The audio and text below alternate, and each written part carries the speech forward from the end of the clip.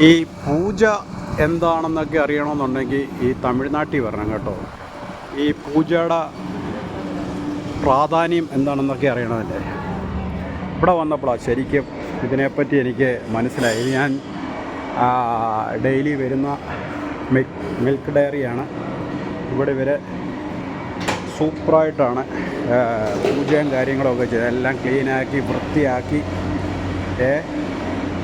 പൊടികളൊക്കെ അടിച്ച് ഫാൻ വരെ ഇവർ നല്ല ക്ലീനാക്കിയാണ് ഇവരെ പൂജ ചെയ്തിരിക്കുന്നത്. അതിമനോഹരമായിട്ടുണ്ട്. കേരളത്തിൽ ഞാൻ ഇങ്ങനെയൊന്നും കണ്ടിട്ടില്ല.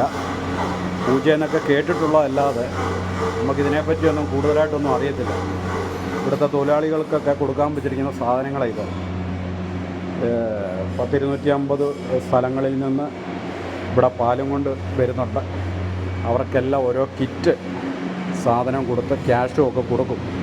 ഇതൊന്നും നമ്മുടെ നാട്ടിൽ ഞാൻ കണ്ടിട്ടില്ല, പറഞ്ഞു പോലും ഞാൻ കേട്ടിട്ടില്ല. അതുകൊണ്ട് ഇതൊക്കെയാണ് പൂജ. ഇതൊക്കെ മലയാളികളൊക്കെ ഒന്ന് കണ്ടു പഠിക്കേണ്ടത് തന്നെയാണ്. ഓക്കേ.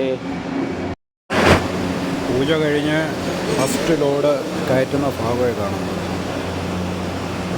പൂജ കഴിഞ്ഞുള്ള ലോഡ് കയറ്റുകയാണ്. ആദ്യ ട്രിപ്പ് പാലായി കയറ്റിക്കൊണ്ടിരിക്കുന്നത്.